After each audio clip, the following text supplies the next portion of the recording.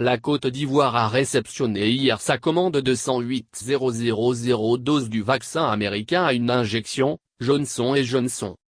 Pour un montant non communiqué, ces doses ont été achetées par l'État ivoirien à partir d'un financement de la Banque mondiale à travers une initiative de l'Union africaine, accompagnée par Afreximbank. Les ministres Kandia Camara et Pierre Dimba étaient sur le tarmac de l'aéroport Félix Houphouët-Boigny pour la réception du colis, le premier, car le pays a passé commande pour 7,8 millions de doses de ce vaccin pourtant à risque, apprend-on. 3,5 millions de doses devraient être acheminées d'ici à décembre, NDLR.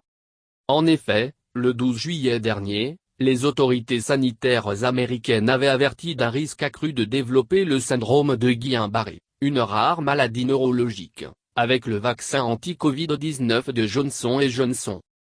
Pour rappel, alors que de plus en plus de voix expriment une forte suspicion de conflit d'intérêts avec les chiffres officiels rendus publics depuis quelques semaines, si la Covid-19 ne trouve pas en Côte d'Ivoire un terreau favorable, elle est, au constat, sujet à d'importantes dépenses auprès d'entreprises de pays partenaires.